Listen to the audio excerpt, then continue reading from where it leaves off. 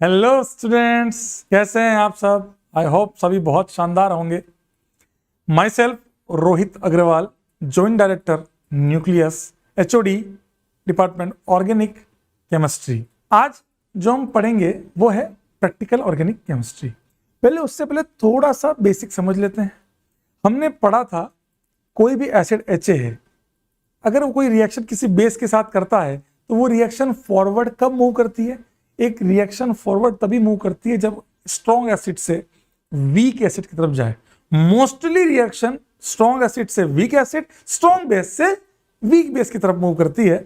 इसी फंडे पे हम चल के आज जो पढ़ेंगे प्रैक्टिकल वाला पार्ट वो इसी पे पूरा बेस्ड है। मैंने बोला NaOH, NaOH क्या है हमारा सर, ये तो बेस है। Na+OH- ये बेस है। NaOH is base. So NaOH जब Ha, कोई एक एसिड लिया हमने Ha, उससे रिएक्ट करेगा तो OH माइनस Ha का क्या लेगा, H+ लेगा, एसिड है तो OH माइनस ने जब H+ लिया तो क्या बना आपका H2O, और A माइनस Na+ आपका एसिड से बना कॉन्जुगेट बेस, बेस से बना कॉन्जुगेट एसिड। अब हमें सर कैसे सोचना है ये रिएक्शन फॉरवर्ड कब जाएगी। तो रिएक्शन के राइट में एक एसिड है, लेफ्ट में एक एसिड है। लेफ्ट का एसिड है Ha, राइट का एसिड है H2O। जैसा कि हमने डिस्कस किया रिएक्शन स्ट्रॉन्ग एसिड से वीक एसिड की तरफ मूव करती है, that means Ha must be more acidic then water.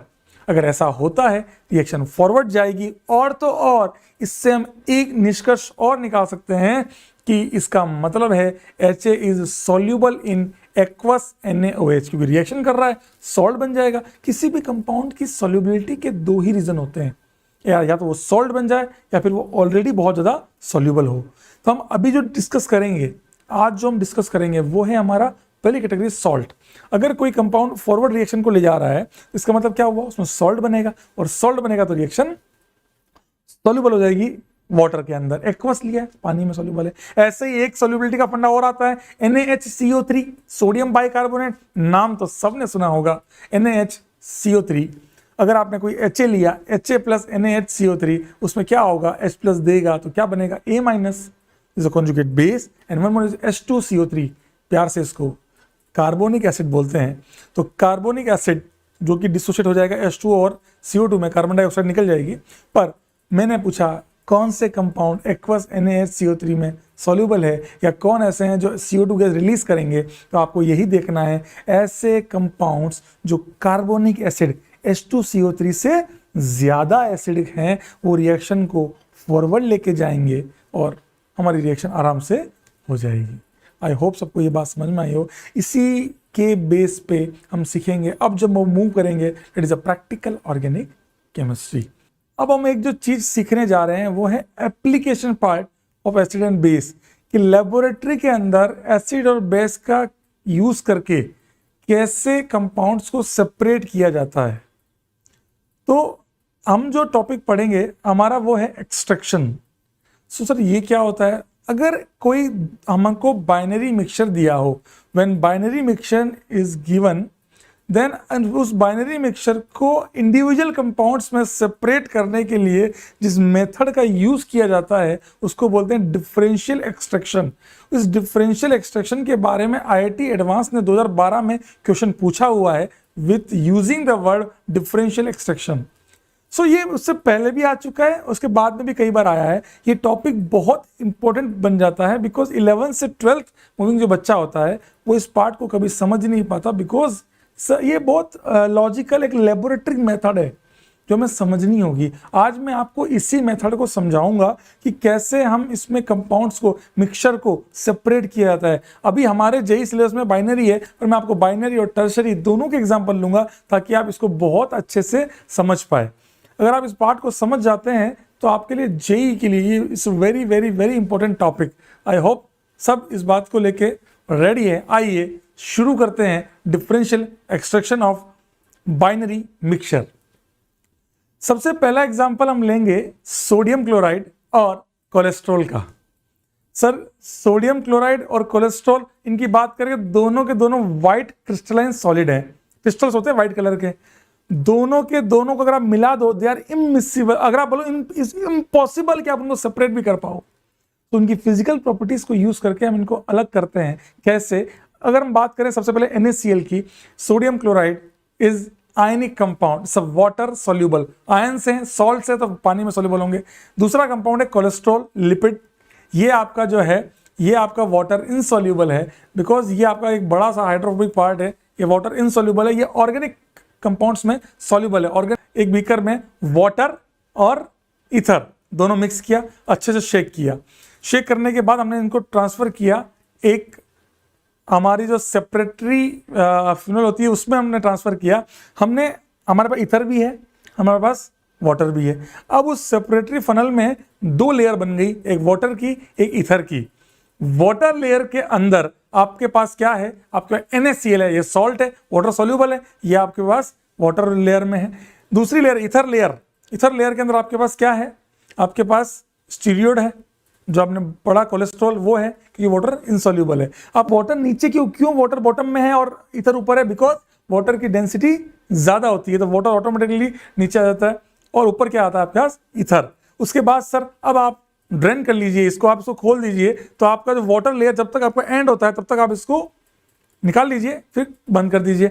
Water layer अलग हो गई, ईथर लेयर आपके पास फनल में बच गई। तो अब वाटर लेयर में क्या है हमारे पास? NaCl, और ईथर लेयर में हमारे पास क्या है? कोलेस्ट्रॉल। हमने दो बीकर लिए, एक में हमने उसको खाली किया, एक बीकर में हमारे पास वाटर लेयर है, एक में ईथर लेयर है, हमने इवोपरेट कर दिया। इवोपरेट किया हमने दोनों को, तो दोनों के सॉल्वेंट्स है वो उड़ गए। बचा क्या? एक में बचा हमारे पास कोलेस्ट्रॉल, एक में बचा हमारे पास NaCl, सोडियम क्लोराइड। सो इस प्रकार हमने दोनों, जो आप एक बार मिक्स करने के बाद जो दोनों को सेपरेट नहीं कर सकते थे, ये एक्सपेरिमेंट बहुत ज्यादा इंपॉर्टेंट है। ये एक बहुत बेसिक एक्सपेरिमेंट है।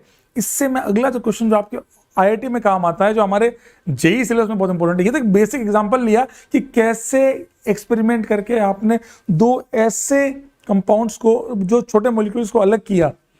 कैसे किया? आपने दोनों को मिक्स करते तो दोनों के दोनों सेपरेट हो नहीं सकते थे। मिक्स करने के बाद हमने क्या किया? हमको पता था कि एक सॉल्ट है और एक आपका ऑर्गेनिक कंपाउंड है, दोनों को आप, salts are soluble in water, तो आप क्या कर सकते थे? आपने क्या किया सर? आपने वाटर डाला, आपने ईथर डाला। क्यों डाला? क्योंकि एक कंपाउंड वाटर में सोल्यूबल है, एक कंपाउंड ईथर में सोल्यूबल है। तो हुआ क्या, इस वजह से हुआ क्या कि वाटर वाला जो लेयर थी उसमें NaCl आ गया, ईथर लेयर में कोलेस्ट्रॉल आ गया। तो दोनों को फिर आपने सेपरेटरी फनल से अलग अलग कर लिया, अलग करके आपने दोनों को इवोपरेट करके कंपाउंड ऑब्टेन कर लिया। तो इससे क्या सीखा आपने? मान लो आपके पास दो ऑर्गेनिक कंपाउंड्स का मिक्सचर है, एक बाइनरी मिक्सचर है दो कंपाउंड्स का। उस मिक्सचर को आपको अगर अलग करना है तो एक काम कीजिए, आप एक ऐसा रिएजेंट डालिए विद सॉल्वेंट जो एक से रिएक्शन कर ले और सॉल्ट बना ले। सॉल्ट बनाते ही वो वाटर में सॉल्यूबल हो जाएगा और दूसरा कंपाउंड ऑटोमेटिकली ईथर में सॉल्यूबल। नहीं समझ में आया? एक बात और समझाता हूं। आपने एक मिक्सचर लिया, बाइनरी मिक्सचर लिया, आपने देखा सर दोनों के दोनों कंपाउंड जो मिक्सचर में है वो दोनों के दोनों ईथर में सॉल्यूबल है। ईथर ही क्यों सर? एक कोई भी ऑर्गेनिक कंपाउंड ले सकते हैं, एक ऑर्गेनिक सॉल्वेंट ले सकते हैं। आपने उसमें सॉल्वेट किया दोनों जिसमें सॉल्यूबल हो, ठीक है सर। अब आप दोनों को सेपरेट करना चाहते हैं तो आपका ईथर लेयर तो मौजूद है ही है। अब आपको एक लेयर और बनानी है जिससे दो लेयर बन जाए और दोनों लेयर में एक एक कंपाउंड चला जाए, पर लेकिन सर दोनों ईथर में सॉल्यूबल है। अब आप क्या करेंगे? आप ऐसा रिएजेंट डालेंगे, एक ऐसी लेयर और बनाएंगे। आपने लिया एक्वस, फॉर एग्जांपल आपने लिया एक्वस NaOH, एक्वस मतलब वाटर, NaOH एक बेस है। तो अब आप इसको मिक्स करेंगे। इनको मिक्स करने के बाद आप जैसे देखेंगे एक्वस की पानी की अलग लेयर बन गई, जैसा कि अपन ने अभी देखा, एक बन गई ईथर की लेयर। NaOH जो है उन दो में से किसी एक से रिएक्ट करेगा, एक से रिएक्ट करके क्या बना लेगा? सॉल्ट बना लेगा। सॉल्ट बनते ही वो वाटर में सॉल्यूबल हो जाएगा। वाटर में सॉल्यूबल हुआ, आप वो वाटर में आ गया, ईथर में जो था वो चला गया, दो कंपाउंड अलग अलग हो गए। फिर ऐसे ही सेपरेटरी फनल से अलग कर लो, फिर दोनों से सॉल्वेंट उड़ा के कंपाउंड मिल जाएगा। तो ये एक तरीका है, इसको बोलते हैं डिफरेंशियल एक्सट्रैक्शन। क्या बोलते हैं इसको? Differential extraction. आज मैं आपको अब जो सिखाने जाऊंगा वो एक एग्जांपल है, टर्शियरी मिक्सचर ले रहा हूं, ताकि टर्शियरी मिक्सचर आते ही आप बाइनरी तो आप बहुत इजीली समझ जाओगे, टर्शियरी मिक्सचर को आप समझ गए वो तो बहुत इजी हो जाएगा। अब हम चलेंगे हमारे अगले एग्जांपल की तरफ, जो है आपका टर्शियरी मिक्सचर। तो अब हम नया एग्जांपल लेंगे। तीन कंपाउंड हमने लिए, 4 chloroaniline, benzoic acid and 1,4 dibromo benzene. तीनों के तीनों स्ट्रक्चरली तीनों सेम है, तीनों की सॉल्युबिलिटी भी लगभग लगभग सेम है। हम इन तीनों के मिक्सचर में ईथर डाल देते हैं, ईथर डालते ही तीनों ईथर में डिसॉल्व हो गया, उसको ट्रांसफर कर देते हैं हम सेपरेटरी फनल में। 4 क्लोरोएनिलीन NH2 ग्रुप की वजह से क्या है, बेसिक है। बेंजोइक एसिड क्या है आपका, एसिडिक है। 1,4 dibromo benzene is neither not, लेकिन ना एसिड है ना बेस, न्यूट्रल है। तो हम ऐसा कुछ करते हैं कि कोई एक रिएक्ट करे, बाकी कोई रिएक्ट ना करे। तो हमने क्या किया, सबसे पहले हम समझते हैं, हमने डाला ऐसा कंपाउंड, ऐसा रिएजेंट जो बेस से रिएक्ट करे। बेस कौन था, 4 क्लोरोएनिलीन। अब हमने डाला aqueous HCl। HCl is a very strong acid, so HCl NH2 से रिएक्ट करके, स्ट्रॉन्ग एसिड है वो बेस है, रिएक्ट करके क्या बना लेगा, अमोनियम NH3 प्लस सॉल्ट। सो अब अमोनियम NH3 प्लस सॉल्ट बनते ही अब वो सॉल्ट बन गया, अब वो वाटर में सॉल्यूबल है। आपने एक्वस मीडियम लिया था, तो अब हमें वापस से 2 लेयर मिल गई, एक वाटर की लेयर, एक ईथर की लेयर। और वाटर वाली लेयर कहाँ होगी, नीचे होगी, बिकॉज डेंसिटी ज्यादा है। सो अब ईथर वाला जो है वो, उसमें आपके पास 2 कंपाउंड है, कौन कौन से, आपके पास बेंजोइक एसिड है और आपके पास 1,4 डाइब्रोमो बेंजीन है, और वाटर लेयर में आपके पास क्या है, एनिलियम आयन। अब आपने क्या किया, सेम काम, अब आपने इसको ड्रेन कर लिए, निकाल लिया।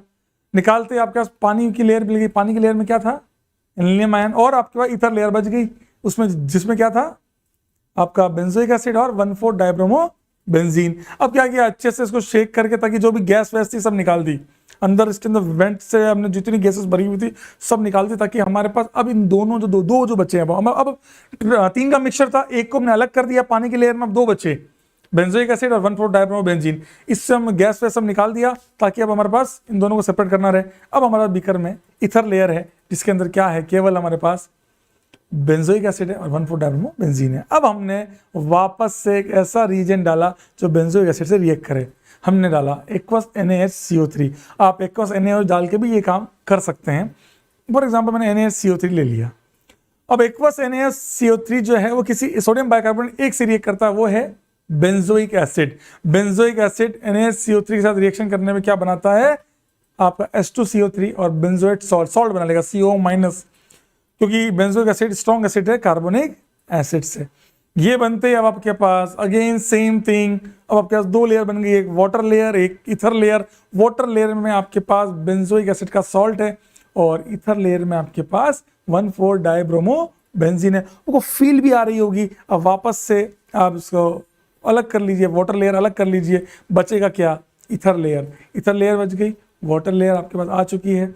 वाटर लेयर में आपके पास क्या है, बेंजोइक एसिड का सॉल्ट। तो आपने फिर एक बीकर में खाली कर दिया बेंजोइक एसिड सॉल्ट। अब आपके पास लास्ट बचा ईथर, इसको वापस से शेक करके जो गैसेस निकाल लीजिए।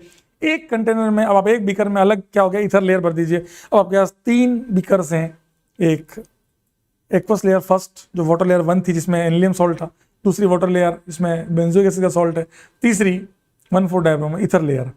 तो तीनों आपके पास मौजूद है, तीनों में से इवोपरेट कर दीजिए। सबके एक में वाटर उड़ जाएगा, 2 में वाटर, दूसरे में वाटर उड़ जाएगा, तीसरे में ईथर इवोपरेट हो जाएगा।